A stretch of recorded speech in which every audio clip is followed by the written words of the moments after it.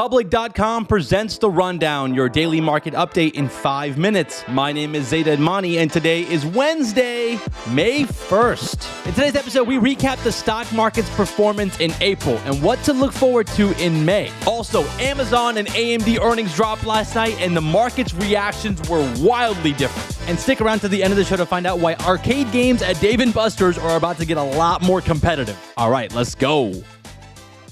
Brutal day for the stock market on Tuesday. Stocks dropped big to close out the month of April. The Dow and S&P both dropped by 1.5%, and the NASDAQ dropped by 2% yesterday. And for April as a whole, it was a month to forget. All three indices fell more than 4% and snapped a 5-month winning streak that started back in November of last year. I'm just happy that April is finally over and we can move on to May.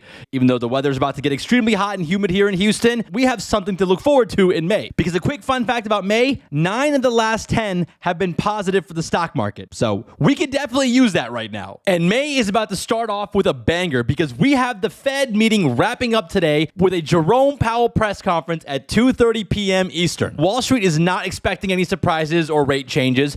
But the real question is, what is the Fed going to do with interest rates now? Starting this year, the markets were pricing in like 6 to 7 rate cuts. But I mean, with the way things are looking now, we might legitimately get 0 rate cuts this year because of multiple data points now showing that inflation is still hovering around 3.5%, which is higher than the Fed's 2% target. So I'll be watching Jerome Powell's press conference today. We're going to do an instant reaction on Instagram. So go check out public.com's Instagram page to watch that instant reaction. And we'll also be recapping Jay Powell's comments on the rundown tomorrow. So make sure you guys tune in.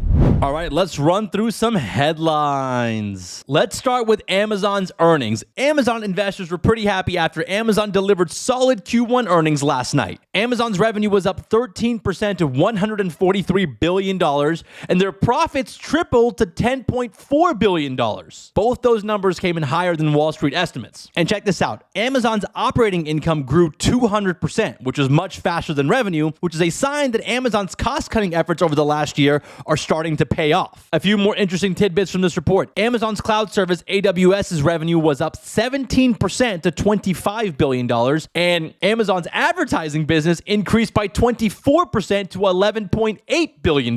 Remember earlier this year, Amazon started showing ads on Prime Video. So keep an eye out for Amazon's ad business because analysts continue to hype that up as a potential area for growth. Overall, monster Q1 for Amazon. The stock is up more than 1% after the earnings drop. Honestly, I'm kind of surprised the stock didn't jump more. I think the only disappointing thing to come out of this earnings call was that Amazon didn't announce a dividend. I think there were some investors that were thinking that Amazon was going to follow in the footsteps of Google and Meta and announce a dividend as well. But no dividend announcement from Amazon. Let's shift gears and talk about the other big earnings that dropped yesterday, AMD. And the market reaction for AMD earnings wasn't as positive. AMD's Q1 revenues and profits both came in line with Wall Street estimates, but they did miss the mark on their revenue forecast moving forward. That was partly due to softer than expected demand for their video game hardware. Now, there was some positive stuff to come out of these earnings. AMD says they sold $1 billion of their AI chip, the MI300, which launched in Q4 of last year, making it their fastest selling product ever. And AMD expects $4 billion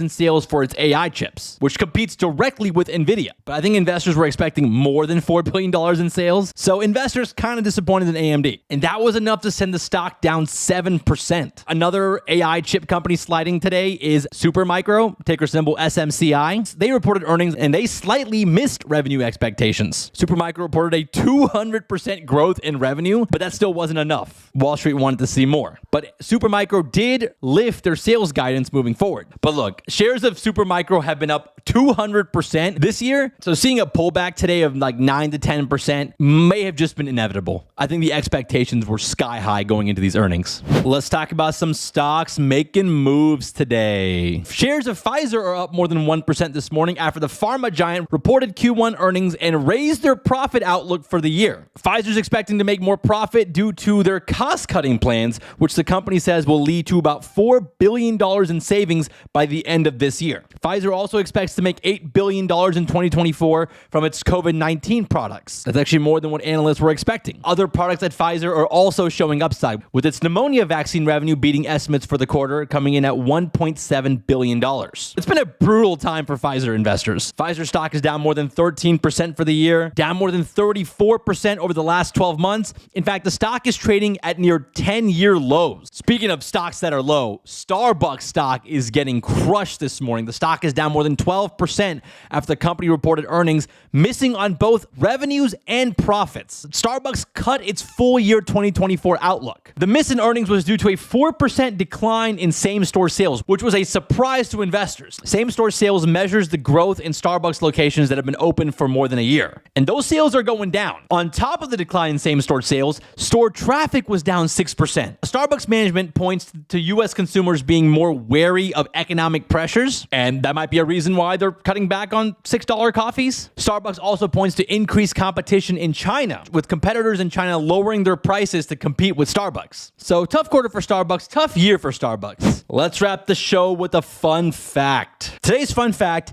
is about Dave & Buster's. You'll soon be able to bet on arcade games at Dave & Buster's, according to CNBC. Dave & Buster's is going to roll out the ability for customers to make a friendly $5 wager on Hot Shot Basketball or Skee Ball or other arcade games. The betting function is expected to launch in the next few months, and it's going to work through the company's app. Now, look, I'm not going to lie. I personally love Dave & Buster's. I always have a blast every time I go, and I feel like these arcade games are pretty competitive, even without any money on the line. So can you imagine what it's going to be like when people start betting on these things? I mean, I guess this is a smart way for Dave & Buster's to get more people to stop by. I mean, there has been a huge surge in betting in the U.S. over the last decade. Sports betting is becoming a huge industry, and we talked about on yesterday's show how U.S. state lotteries were bringing in record numbers. So Americans are gambling more, and Dave & Buster's, I guess, just wants a piece of that. So we'll see how this plays out. Man, can you guys imagine the stories that might come from this? Like, there's probably going to be some kid that pays for college by spending his weekends at Dave & Buster's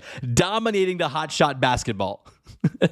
All right, well, that's the rundown for today. I hope you guys enjoyed that episode. We got a big episode coming tomorrow, recapping the Fed meeting and getting you guys ready for Apple earnings, which drop on Thursday after the close. So another big episode coming up. If you guys enjoyed today's episode, hit us with that 5 stars on Apple and Spotify. And also tap that notification bell on Spotify if you guys want to be notified as soon as an episode drops. Thank you guys so much for listening. Shout out to Mike and Connor for all the work behind the scenes. We'll see you guys back here tomorrow. This is The Rundown, your real-time resource for news, events, and trends in the markets.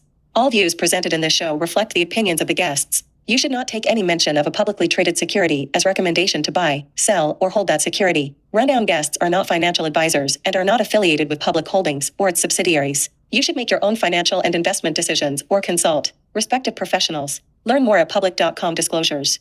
In partnership with Zaid Admani, brokerage services for U.S.-listed, registered securities are offered by Open to the Public Investing Incorporated, member FINRA and SIPC.